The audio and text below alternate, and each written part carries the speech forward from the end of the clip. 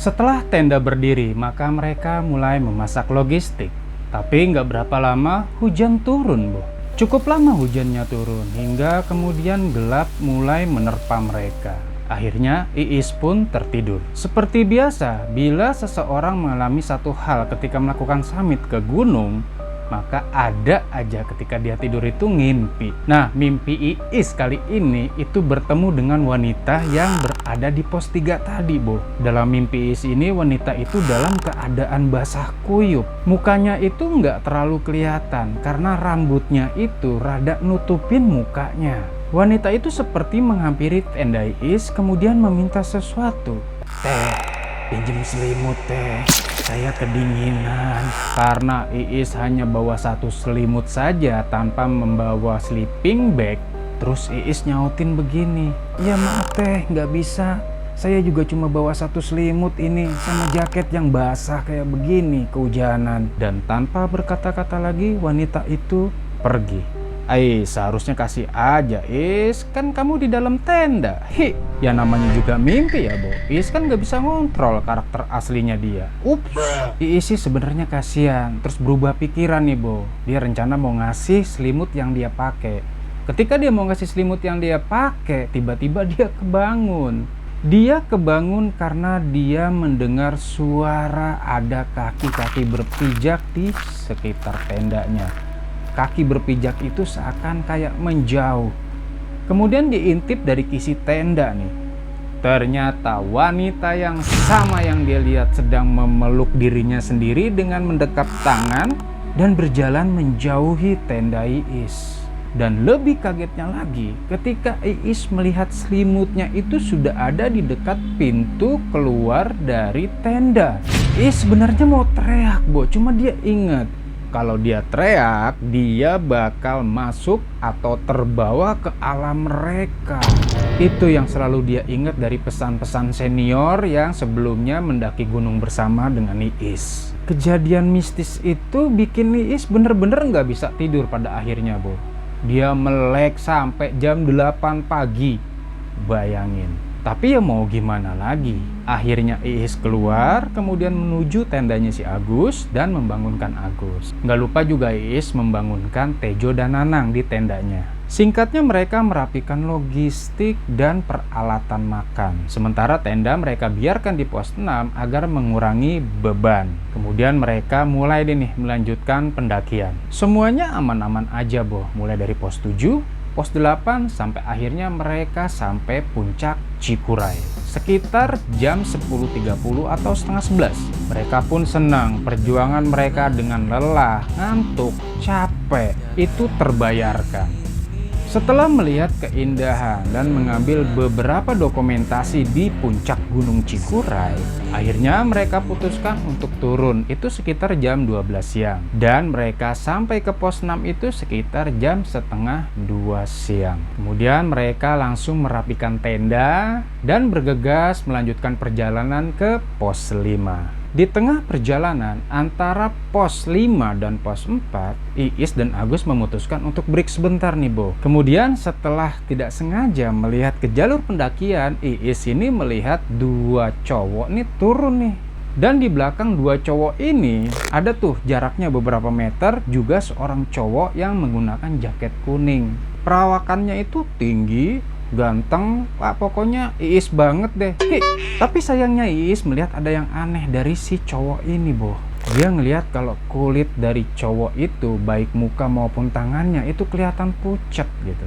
Tapi karena Iis berpikir juga dia datang bersama dua teman cowoknya yang dari Bekasi itu, ya Iis berpikir bahwa itu adalah temannya. Mereka pun akhirnya lewat di depan Iis. Kemudian Iis dan Agus melanjutkan perjalanan nih, Bo. Sampailah mereka di pos 4. Kemudian dia nggak break di sana, melanjutkan perjalanan ke pos 3. Nah, saat perjalanan ke pos 3 ini, di tengah-tengah perjalanan, kaki Iis itu seperti ada yang pegang, kemudian ada yang jorokin gitu katanya. Iis akhirnya terjungkir, jatuh dia. Kakinya sempat terkilir. Kemudian Iis ngerintih dan teriak-teriak minta tolong sama Agus.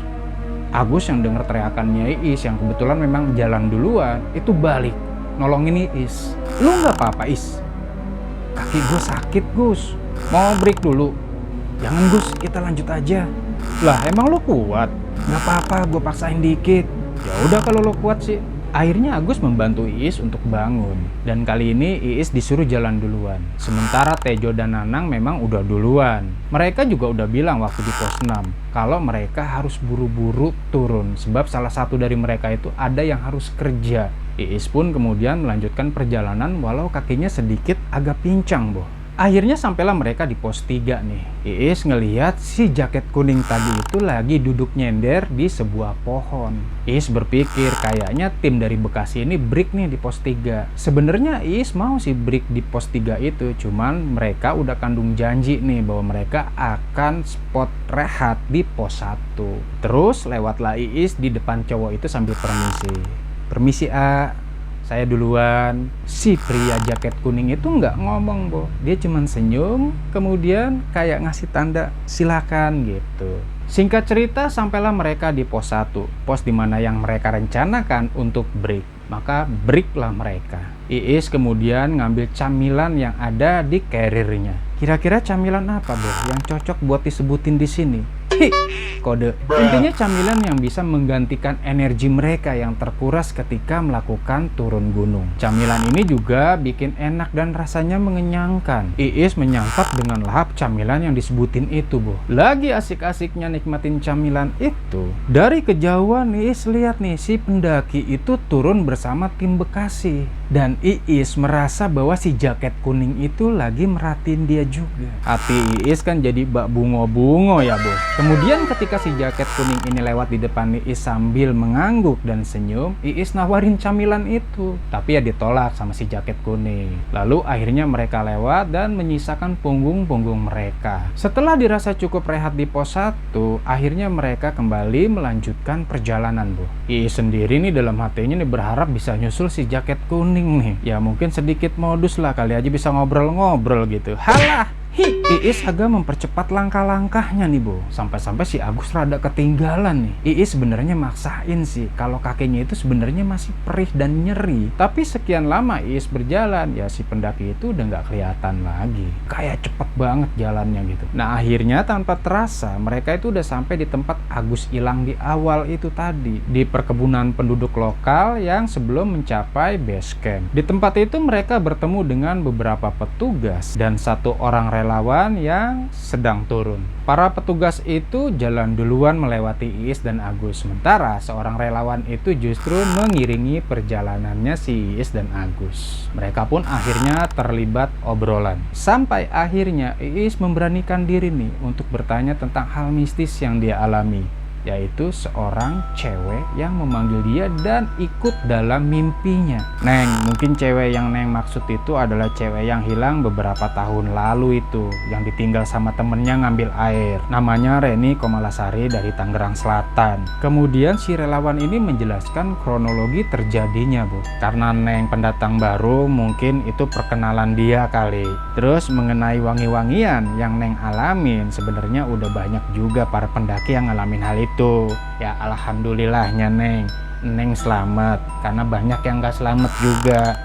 Jantung Iis langsung kayak mau copot, Bu. Terus Iis penasaran nih. Si Iis nanya lagi, emang arwahnya itu nggak disempurnain, Kang? Ya gimana mau disempurnain? Jasadnya aja nggak ketemu sampai sekarang, Neng. Ya mungkin aja dia udah ngikut sama penghuni sana. Penjelasan dari relawan itu membuat Iis sedikit agak bergidik juga sih, Bu. Dan bener juga kata si Akang relawan ini, kalau mereka itu masih bisa selamat, alhamdulillahnya. Singkat cerita, akhirnya mereka sampai di pos pendaftaran base camp itu sekitar maghrib, Bu. Iis dan Agus langsung laporan dan menerima sertifikat. Sebenarnya Iis masih penasaran sih dengan si jaket kuning. Sosoknya masih teringat-ingat dan terngiang-ngiang dalam pikirannya, Bu.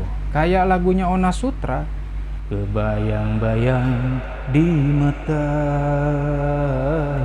Dan tanpa sengaja ketika Iis sedang mengantri di kamar mandi, dia bertemu dengan dua pendaki yang dari Bekasi itu, Bu. Kebetulan si dua pendaki dari Bekasi ini juga ingin antri di kamar mandi.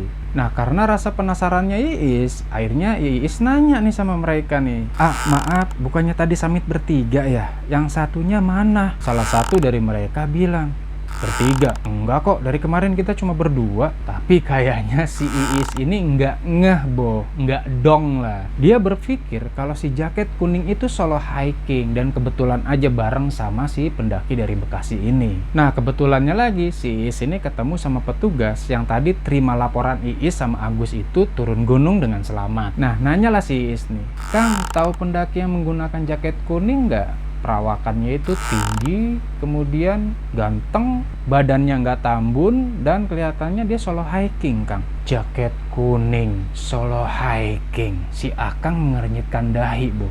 Kayaknya dari kemarin Akang jaga itu nggak ada deh yang solo hiking, Neng. Iis kebingungan. Lah jelas-jelas dilihat pendaki itu. Raut wajah, senyumannya masih terpancar di matanya Iis deh. Terus tiba-tiba Iis sadar. Jangan-jangan hantu itu. Iis langsung parno dan buru-buru ngajak Agus pulang. Gus, kita pulang. Akhirnya mereka pun pulang, Bo.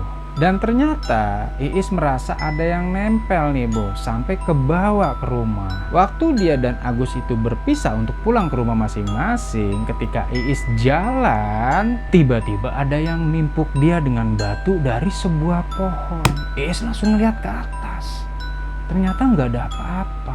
Akhirnya Iis lari dah tuh dengan sekuat tenaga. Walaupun sejak turun bis tadi, dia merasa karirnya itu sebenarnya udah berat banget. Padahal waktu di base camp itu ringan, enteng. Karena kenapa? Sebagian kan udah keluar isinya. Paling berat apa sih? Paling cuman kompor, nesting. Dan teror itu bukan cuma sampai di situ. Ketika Iis sudah sampai di rumahnya dan keesokan paginya dia bangun, kakinya itu kayak kotor penuh dengan tanah-tanah gunung. Padahal ya nggak mungkin Iis nggak cuci kaki kalau naik kasur. Belum lagi kan malamnya sempat dia kumpul sama ayah ibunya di rumah. Terus kemudian diinget-inget nih, apa nih kesalahan dia yang mungkin mengakibatkan dia diikutin nih ketika summit ke Gunung Cikuray. Semakin Iis inget-inget dan semakin nggak ketemu. Datang bulan juga enggak kan dia kondisinya. Nah waktu dia lihat handphone ada 4 panggilan tak terjawab dari Agus. Seketika itu juga Iis langsung menunjuk Agus. Ini biang keroknya. Ia inget kalau Agus itu ngomong ceplas-ceplos dan nggak disaring waktu di sana. Ingat kan kalau Agus di sana itu ngomongnya ceplas-ceplos dan nggak disaring kan? Padahal udah dikasih tahu sama Iis. Dan Iis kena imbasnya. Dan saat itu juga Iis langsung telepon Agus dan diangkat sama Agus dengan nada yang sedang ketakutan, Bo. Ternyata Agus juga diteror. Kapok. Nah, Bo, demikian cerita pendakian gunung kali ini. Masih banyak cerita yang lain yang bisa saya kasih buat kalian. Jadi jangan lupa untuk subscribe dan klik loncengnya biar nggak ketinggalan kalau ada video terbaru. Like bila kalian suka dan dislike kalau nggak suka. Akhir kata saya ucapkan wassalamualaikum warahmatullahi wabarakatuh. Bye bye.